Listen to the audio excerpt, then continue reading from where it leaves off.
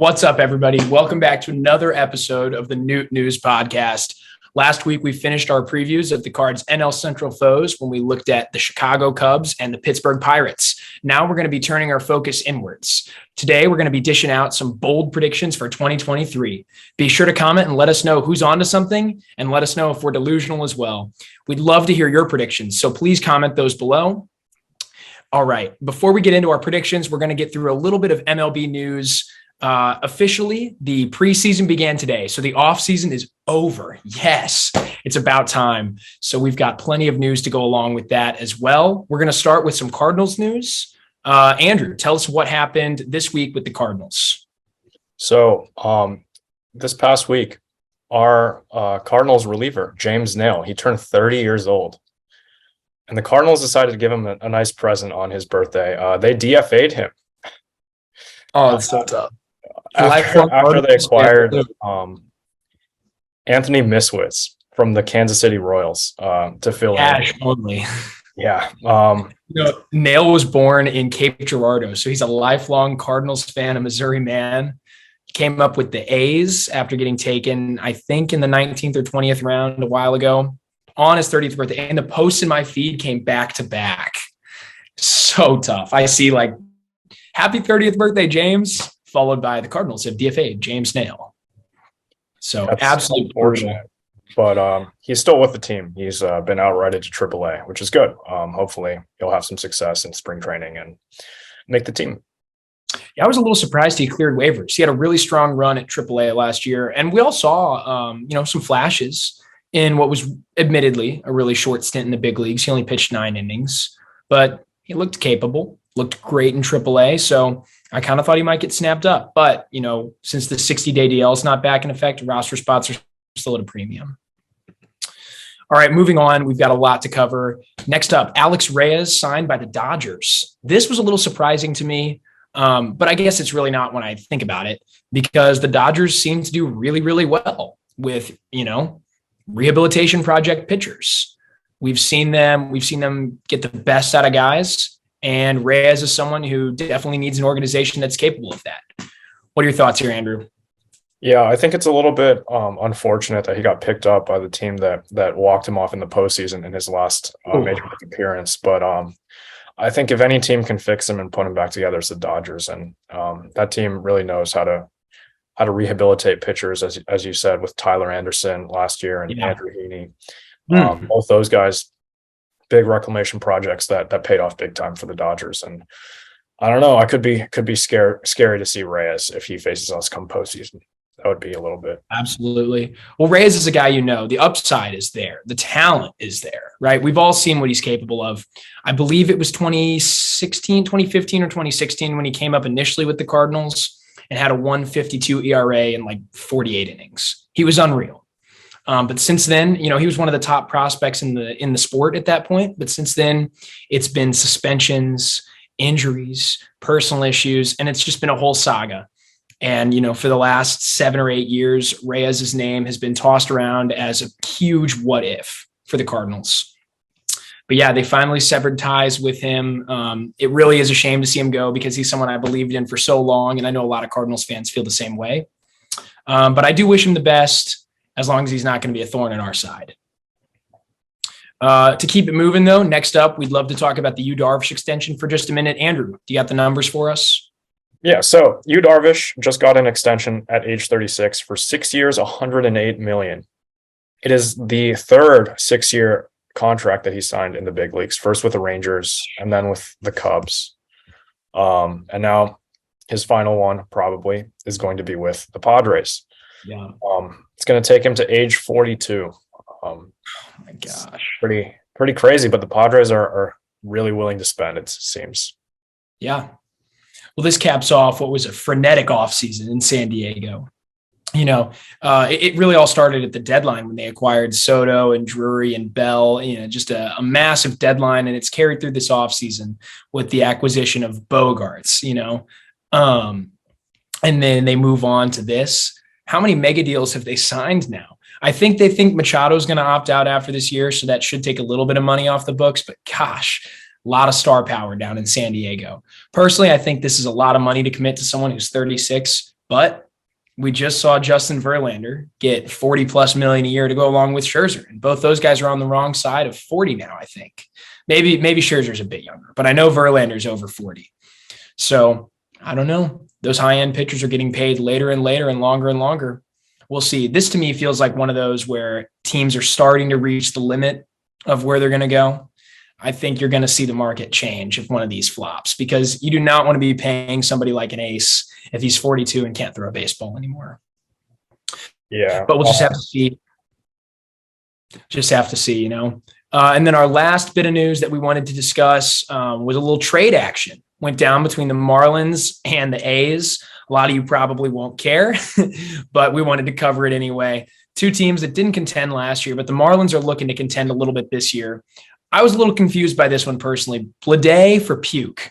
Bleday, you see, he was a top 100 prospect last year, an outfielder, light hitting guy, but a high ceiling because he plays good defense, does all the little things right. For AJ Puke from the all last name team, but from the A's, who is a tantalizing pitcher, big guy, big frame, throws really hard.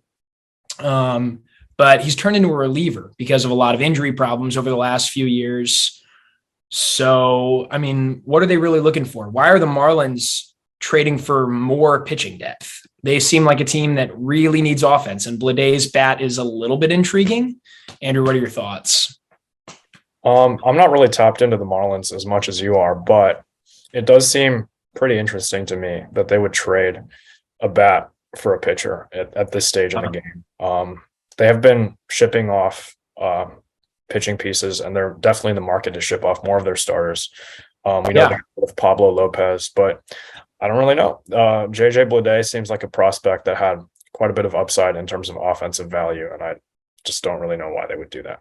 However, I do have some breaking news from Derek Gould of the St. Louis Post-Dispatch. The Cardinals have agreed to a contract extension with John Mozeliak through 2025. Yes, that's big. I'm really happy about this. I think everyone in Cardinal Nation should be thrilled because Mozeliak has piloted this team to an unprecedented stretch of winning baseball. So great that he's now got some security and he can stick around at least through 2025. So 3 more full seasons. Yep. Really good to hear that. That's awesome. I know his future felt up in the air for a lot this offseason. There was a lot of conversation about whether he was going to ride it out with this core, whether he was grooming a replacement. So very, very exciting news. All right. On that note, let's get into our bold predictions. I know Sandy has been flamed by our audience on TikTok at Newt News Pod, if you're not following, for saying that the Cardinals would have 7 All-Stars and win 97 games in 2023. Personally, I think that's pretty bold. Big believer. You've been called all sorts of names by the fans on TikTok, so I don't know. Excited to see what you come up with today. I've got some legitimate predictions, and I think 97 wins is a legitimate prediction, but I've got 5 new ones. All right. I'll get us started then here. My first bold prediction for the season is that the Cardinals will finish 2023 with a top 3 offense in the NL by OPS plus. Why do I think this? Well, I look at the team and I look at the depth we have, and I think there's a chance the Cardinals have 10 or 11 hitters that finish with an OPS plus above 100. And the projection systems, by the way, agree with me, to those of you who are going to call me crazy. But I think a lot of teams in the NL aren't going to be able to match our depth. And I think last year we finished in the top 5. Is a jump possible? Absolutely. When you're not going to give DeYoung quite as many at-bats, Corey Dickerson isn't going to be there to suck up 300 at-bats. And I hate to say it, Yadier Molina is not going to be there to get as many at-bats. Now that you've got Contreras, you've got some better bats in the lineup. I think that's also going to deepen the lineup. That's going to give us a lot more chances to, slug, walk, hit for some power. So I'm really excited about this offense. I think we're going to have a top 3 offense in the NL. Andrew, what have you got? That's pretty bold, considering some of the offenses when I look around the league. The Braves come to mind as a team that's really scary. The Phillies, we saw that first. I just don't think the Braves, I've got the Braves in my top 3 as well. I don't think the Phillies or the Mets have the depth by the end of the year to stack up with the Cardinals lineup. And then, I don't know, the Phillies, they added Trey Turner to an already pretty deep lineup. So I'm I'm pretty excited. Well, not really excited because, we saw what they did to us in the postseason, but it'd be pretty scary to see what they come up with this season. Well, they're going to be missing Harper for quite a bit of time. And then Turner, I hate to say it, he's a speed and average guy. I'm not sure how much longer he's going to be able to keep this up either. That's a big contract they signed him to. And if he can't steal 30 plus bases and hit 300 every year, going to be overpaid. But no, that's my take. I think we'll be a top 3 offense in the NL by almost any metric, but I'll choose OPS plus because I think that's the best one to use. All right. Next up, Andrew, what is one of your bold predictions for the Cardinals this offseason? I'm going with a single player prediction. Most of mine are single player predictions. I think Jack Flaherty will have a big bounce back year and finish top 5 in Cy Young voting. Ooh. Yeah. I think Jack Flaherty is overhated by Cardinal fans. I know some of the personality things that he does on social media, wearing Lakers stuff to the Cardinal games. It makes people mad, which is a bit confusing to me because just because he wears Lakers stuff doesn't mean he's going to go and sign with the Dodgers one day. I think he still really likes being in St. Louis. He was on the verge of tears when Wainwright was talking about retirement. So I think he wants to be here, and we could potentially sign him to an extension at some point during the season. But I think Jack Flaherty has a lot of fire, and he is in a contract year. He really wants to prove himself and make some big money. So I think staying healthy is key for him, and I think he's going to finally be able to do that this season. And we've seen what he can do when he's right. So top 5 Cy Young finish for Jack Flaherty. I love that. I feel a similar way, and I think Jack Flaherty is key to my 97 win over under. Okay. I think Flaherty is key to that because people are pointing at the pitching on this team and they're saying it's not going to stack up well because there's no ace. But if Flaherty is an ace, this team looks great because Michaelis is a very strong 2. If Flaherty's an ace, Michaelis pitches the way he has, Montgomery's your 3, Waino's your 4 or 5. The pitching looks great. The pitching looks like a top 5 rotation in the NL if Flaherty can finish in the top 5 of Cy Young voting. And, if your offense is up there, your pitching's up there, the team's going to win a lot of games. So I agree. I agree with you that Cardinals fans seem to have a strangely weird, bad perception of Flaherty. I don't really get it. He had the thing where he made the Cardinals, renew his contract before 2018 and 2019 out of principle. But yeah, I agree. It seems like he wants to be here, and he definitely wants to win above all. And regardless, it's his walk year. So he's got to have a great year to make himself some money on the open market anyway. So I agree. I think Flaherty's going to have a really strong year. There was news coming out of camp the other day that they're increasing positivity about his health. So I love that take. All right. Next up, I'm going to drop another one in here. I think Brendan Donovan hits 15 home runs this year. I know he only hit 5 last year, but it was in limited at bats. I think with a full season worth of at bats and some added power, now that he's using a puck knob bat, if you saw him taking some reps this offseason, he says he's increased his bat speed and, moved his launch angle up just a little bit. And I think he's going to hit 15 home runs, improve offensively, and solidify his position as a Cardinal. I think he's going to solidify himself in the Cardinals' future plans with a really strong year. So that's what I've got. Andrew, what do you think? Yeah, I think Donovan, definitely the criticism to him right now is he doesn't hit for a lot of power, but I mean, we saw what the puck knobs can do with Goldie and Arenado. They both had career years last year. So if he's starting to use that as well and taking advantage of those veteran leaders in the clubhouse, I think he could definitely have a breakout year in terms of power, which brings me to my next prediction. A guy who hits for a lot of power. I think Tyler O'Neill will finish top 10 in MVP voting like he did in 2021. Wow. Yeah. Tyler O'Neill last year had a really disappointing season. He was plagued by injuries the entire season and just didn't really get there, but he still hit quite a few home runs last year. I think it was around 18 or 19. Yeah. So we've seen the power output from him, and I think he was definitely playing hurt a lot last season, but we've been told that he's all healthy, ready to go. He's been working on a new workout program, and he's been cleared by the front office to play in the World Baseball Classic. So if they have faith for him to go play for Team Canada, I have faith for him to play for the Cardinals this year. And I think he'll return to his old MVP candidate form. I love that. Yeah, I feel a similar way about O'Neill as well. Last year, he had an OPS that hovered right around 700, super average, but he's got a super high floor. Tyler O'Neill is going to play Gold Glove defense in left field, and he's fast. He's one of the fastest players on this team and in the National League, to be honest. He's got elite speed on the base paths, elite glove, elite arm out in left field. Tyler O'Neill is the type of guy whose WAR is going to hover around 3, even if he doesn't play super well offensively, as long as he's getting time.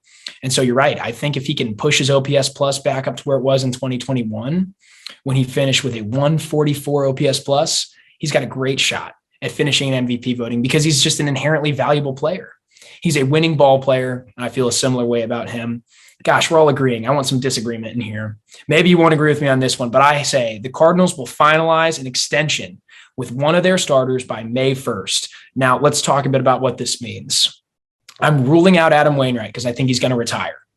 I'm ruling out Steven Matz because he's on the books after this year, and I'm not talking about any of the young guys. I think they should extend Palante, but we're not the Braves. We don't do that all the time. So what I'm mostly talking about here is one of 3 guys, Michaelis, Montgomery, or Flaherty. Now, I think Flaherty is going to bet on himself. I think he'll reach the open market, especially if he has the kind of year that Andrew and I think he will. So I'm really talking about Michaelis or Montgomery. I think by May 1st, one of them is going to be signed through the 2024-2025 season. What do you have? Well, if we want to go really bold predictions, I think you have to tell us which one will get that extension. Oh, I'll take Michaelis. I think the team is really comfortable with him, and he's already signed an extension with him before. So if I'm correct, Michaelis came over for the 2018 season. Sounds right. I think, the 2018 season. And he was here on a multi-year deal, finished that after the 2020 season, signed a 3-year extension. So I guess he's entering his 7th year of service time with the team. I think I'm not completely sure on that, but I know his deal will run out after this year, and it was a 3-year extension that he was signed. So I think, number one, he's been here forever and he's already done it. He's already negotiated with the team twice. Number 2, he's been super productive with the Cardinals. He's had his share of, a little bit of injury here and there. Didn't pitch much. Did he pitch at all in the 2020 season, actually? I don't think he did. I think he might have opted out or something. Yeah, I don't think he pitched in that season and then was injured for a lot of 2021, but last year looked phenomenal. Looked just like his old self from his early days here. And he's healthy. He's a workhorse. He had over 200 innings, 3rd most in the NL. So I definitely think that it'll be Michaelis, although I'm not ruling out a Montgomery extension either. He's looked great since he came over from the Yankees in the Bader trade, and the Cardinals love him. Plus, he's left-handed, and he induces a lot of contact. So those are 2 things the Cardinals love. He's going to get the most out of his Gold Glove defense behind him. That's what I've got. Yeah, sounds pretty good. I think the Cardinals have to extend at least one of their pitchers before the end of the season because they only have Matz signed on, as you said. I think Hudson is still ARB eligible, but I don't know. If he has another rough year, he could be non-tendered. That's definitely a possibility. But my next prediction is going to be about a starting pitcher who is definitely not coming back for the 2024 season. That is Adam Wainwright. He has said he's retiring. And it's a little bit more of a sentimental pick. It's not really a year-long prediction, but I believe Adam Wainwright in 2023 in his final season will throw a no-hitter. I don't think the baseball gods have given us necessarily the ideal circumstances because he should be throwing to Yachty if he throws a hitter. But it is his last year. He's never done it, and I think one of these days he's going to get it in 2023. And if we want a really bold prediction, it will be for his 200th win. Oh my goodness, that'd be special. Wow. Well, the last Cardinals no-hitter was thrown all the way back in 2001.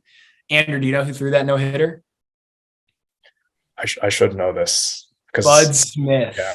Someone who is, you never hear that name connected to anything else besides the one no-hitter he threw.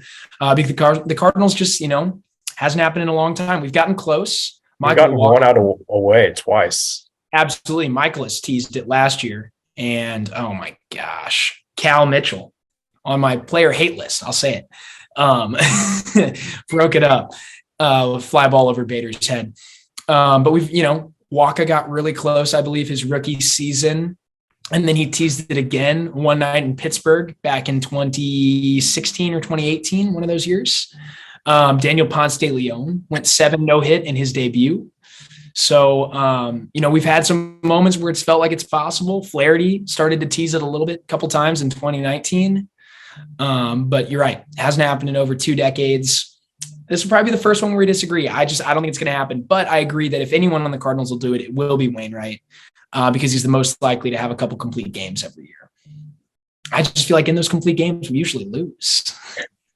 That has happened a couple record in complete games can't be great, because he'll give up like 1 or 2 runs, but it'll be a night the Cardinals decide to just not show up at the ballpark offensively. I remember we lost to the Reds last year. Tough. I remember Michaelis and Shane McClanahan had a duel in Tampa. That was the first game under 2 hours in MLB for like a decade or so.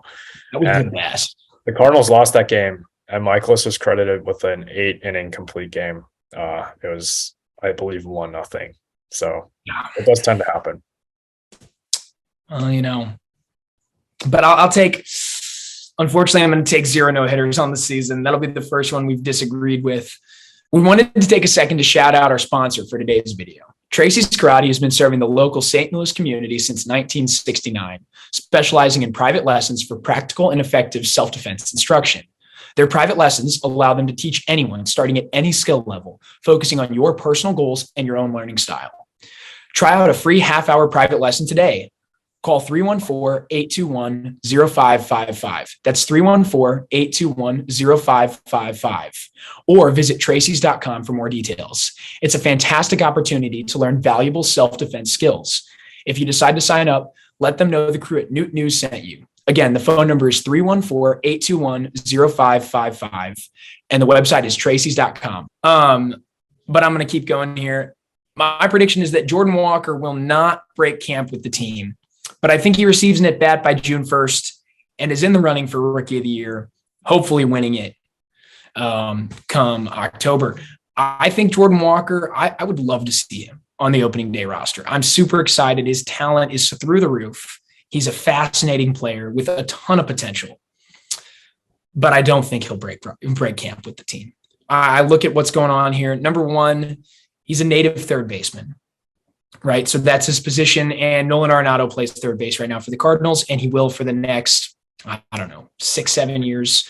So that's blocked. So we convert Jordan Walker to an outfielder. Well, he's only played 30 games as an outfielder so far in his career, and he's got a rocket for an arm, right?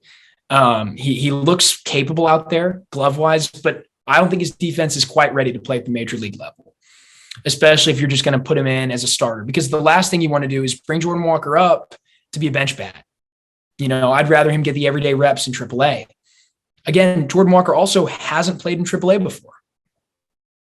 And his numbers in AA, while awesome, aren't exactly skip AAA numbers. He posted a 124 OPS plus last year, which is super strong, following up his 146, I believe, from 2021. Super strong. But again, that's not exactly skip AAA numbers. I would like to see him play at AAA for at least April, maybe May as well. And that's why I do not think he will break camp with the team. He needs to sharpen his defense a little bit. He needs to continue to get some work in the outfield just because of inexperience. And maybe I'd like to see him face some AAA pitching. Yeah, I think unless Jordan Walker has an unbelievable spring, something terrible will have to happen for him to break camp with the Cardinals, be an injury to Carlson or Newbar or O'Neill. I think if the Cardinals want him with the team, he's going to have a starting job every day. And I don't think they can guarantee that with the roster currently as constructed. I remember last season, Nolan Gorman was called up mid-season because Paulie was struggling. And I think the only way Walker gets called up currently is if an injury or some player is really struggling. I'm going to push back on that a bit. I think Walker's going to get called up regardless at some point because he's going to force the issue. The Cardinals want to win this year. They have to win. They have a lot, Adam Wainwright's going to be gone now. It's time to win. And I think they know that and they want to contend. And so if Walker forces the issue and is the clear best option, I do think he'll get playing time. I think this year, more than ever, they're going to be willing to give playing time to who deserves it. It's going to be a meritocracy. And I think if Walker deserves it, he's going to get that time. He'll have to run with the opportunity. He doesn't just get 500 at bats regardless. But I think he can get called up without an injury or big time struggles. Oh yeah, I was trying to say that if he were to perform really well, then he would probably get called up, but not right now. Mm-hmm. Definitely not right now. If he has a really good spring, I think he could potentially break camp with the team, but he would have to see a lot of time at DH or a platoon with, say, Carlson or O'Neill. Yeah. I don't think he's going to get the right field spot because with my next prediction, I believe Lars Nootbaar will make the All-Star team. I love it. I don't think Newt was a fluke. I think a lot of the StatCast numbers, look at his Baseball Savant page. It's covered. So much red on that page. He's phenomenal. He hits the ball hard. Launch angle is really good. Yeah. He's gonna be just fine next year. He didn't get lucky. Said. Yeah. Lars Nootbaar will be an all-star, maybe even the starting right fielder over some other outfielders around the National League like Juan Soto and Mookie Betts. I don't know. Stacked position. You want to get really bold, but I think I love that. I love that. Yeah, I think Newt's going to have a super strong year. He was awesome to watch last year. One of MLB's best players after June 1st. I agree. I'm a big believer in Newt. I've been professing that all offseason. All right, my last bold prediction is that the Cardinals' most impactful rookie, at least for the first half, maybe the whole year, will not be Jordan Walker. It's not going to be someone you've heard a lot about. It's not going to be Walker because I don't think he's going to come up right away. It's not going to be Mason Wynn. He's need a little more time in the oven before he's done. It's not going to be Ivan Herrera, another guy you've heard a lot about. No, it's going to be Freddie Pacheco. I think Freddie Pacheco breaks camp with the big league team, a la Andre Palante, Jordan Hicks. We've got a pattern doing that with rookies. Rookie relievers who catch fire in spring get to break camp with the team. Pacheco, high octane arm, throws 97, 98, tons of movement, tons of break. He's going to be a stud. I think he's going to break camp with the team, and I think he's going to immediately make an impact. And I think by, I don't know, mid-July, August, you're going to be looking at him in high leverage situations. Is he going to be in your circle of trust? He will be in the circle of trust, hopefully. Yeah. He will be there, though. A lot like the Palante of last year. You remember Palante breaks camp with the team. A lot of people didn't even know who he was. Ends up being epic. So I think we're going to make the same decision with Pacheco. I'm a big believer. I'm not really a prospect guy. I don't keep up to that as much as you do. I'll admit it, but that does sound like an interesting name to keep a lookout for this spring. Mm-hmm. All right. So for my final prediction, I think the Cardinals at the trade deadline will make a splash.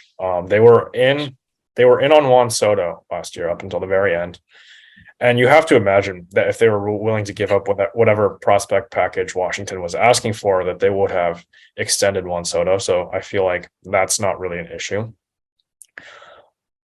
But I think the Cardinals will make a trade for a big-time starting pitcher. I think they'll see Jack Flaherty blossom, but they'll think that he might need a little bit more support with another ace at the head of that rotation. And whether that's a Zach Gallen or a Shane Bieber, if Cleveland struggles early, I could see them being in on either of those two names. I don't really want to say it again, but I think I have to. Shohei Ohtani is definitely another name that we could be seeing being floated around at the trade deadline. It'd just be fun to be on that guy. It'd just be fun to have the rumors going around like Juan Soto last year. Yeah, and he also fits another spot in that lineup. Makes that lineup very, very long. But instant favorites. Yeah. The Cardinals, I think, will, instead of trading for, say, a Jose Quintana or Jordan Montgomery, who we very much appreciate over here, but I think they're going to get a big name starting pitcher. Well, welcome to my not so bold prediction. The Cardinals will trade for Rich Hill at the deadline, and that'll be all the pitching help they add because they're going to say they believe in the staff. I hope you're right, but I think it'll be Rich Hill. It fits a pattern. Wade LeBlanc, J.A. Happ, John Lester, Jose Quintana, Rich Hill. What do all these guys have in common? They were 40, almost 40. They were soft tossers, and they filled a spot in the Cardinals rotation at the end of their careers. I don't want to hear any more Jose Quintana slander though. That guy was so good. Thank you. I know. I miss that guy so much. I wish they brought him back. I was very upset when he signed with the Mets. Well, we've also got a couple quick hitters. Gravy left us his predictions for the Cardinals this season. We're just going to go through those real quick. Andrew, I want you to give me 10 seconds of content for each one, followed by a yes or a no. First up, Wainwright. Sub-3 ERA. I'm gonna say no to that. I think he'll finish with a low threes. He hasn't finished with a sub-3 in like who knows how long, probably since like 2014, 2013. Mm-hmm. I don't really think he'll have that much of a return to form because he's already been pretty solid for the last couple of years. 1 or 2 bad starts, and that's not happening. He is also working with a different catcher for the first time in his career. I do believe in magic. I think he'll throw a no-hitter, but I don't think he'll have a sub-3 ERA. I agree. All right, Flaherty, 10-plus wins. I'll take this one. Here we go. Quick hitter. I think Flaherty has every chance to win 10-plus games. It's just going to be a matter of whether he gets run support, which I think he will. He usually does in the past. I'll take Flaherty. I'll take the over on that. Flaherty easily gets 10 wins and finishes in Cy Young voting. All right, Andrew, here we go. Arenado wins the MVP. I think it's possible. In my predictions that we had on our socials, I didn't have Arenado as MVP. I had Juan Soto because I was trying not to be like too biased, but I think it's really possible. I don't think Goldie will win it again this year because he showed some signs of regression towards the end of last year, and I don't know. He could prove me wrong by winning it again. That would be pretty nice. Awesome. But I think Arenado supplements really good offense with elite defense. I think that really will help him get to an MVP, even if he isn't the best hitter in the National League. If the best hitter in the National League is, say, Juan Soto, as I predicted, Arenado could still surpass him because Juan Soto is a below-average defender, despite being a absolutely candidate. Yeah, I think we look at all the value that Arenado brings to the table. He's got a great chance. He's got a super high floor. He's going to win the Gold Glove every year, it seems. I think he's 9 for 9 now in his career. He has never not won a Gold Glove. So I wouldn't bet against him to break it now. I wonder if he'll challenge Brooks Robinson's record of, I believe, 16 Gold Gloves. There's Ichiro's record of 10 straight to start a career that he's definitely. Oh, yeah, he will tie that. And then there's Ozzy's Cardinal record of 13 consecutive. So Arenado's getting up near some of those records. We'll have to see, but it's not too far-fetched, but I do not think he'll win the MVP ultimately. All right, next up, Walker wins Rookie of the Year. I'll take this one. I'm going to say no, unfortunately. I think he's going to finish in the top 3, a la Donovan last year, but I think the fact that he's not coming up as early as some people think will definitely hold him back. Sure, we've seen guys come up midseason like Yordan Alvarez and capture the award, but to do so requires absolutely mashing. Unfortunately, while I think Walker's good, I can't just predict him to put up MVP numbers. I'm not that delusional. And so I do not think he'll be able to make up for lost time. He could win it the following year if he doesn't get enough at bats, but I do think he'll exceed his rookie eligibility. You've also just got a loaded group in the NL right now. Corbin Carroll is going to come up, and he's going to get a whole season's worth of plate appearances down in Arizona. And so I think that's someone who, if he's got a 2-month head start on Walker, just not sure how Walker is able to catch him.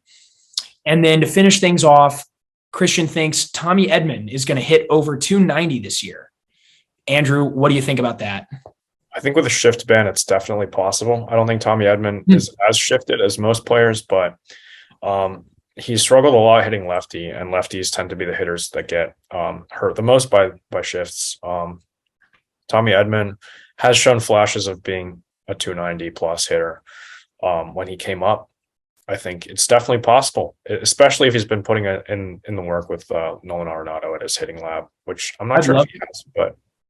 Well, if Tommy Edman hits 290, he's going to be a super valuable guy because he was a top 15 player by WAR last year with very average offensive output, 108 OPS plus. If you can increase that to 120, 122, that kind of area right there, he could be looking at, serious MVP consideration, considering the fact that he's as likely to win the platinum glove as anybody else. Could be pretty awesome. All right. So that'll conclude our segment on Cardinals bold predictions. Thanks everyone for watching this episode of Newt News. We hope you enjoyed the show. Be sure to tune in next time when we'll be hosting Jeff Jones for a preseason Q&A. We'll be taking questions from you guys as well. Post comments and questions in the comment section down below, or message us on our social media platforms at Newt News Pod on Twitter, Instagram, and TikTok. Be sure to check out our blog as well, where we're regularly rolling out stories about all things Cardinals. Thanks again for listening and have a great day.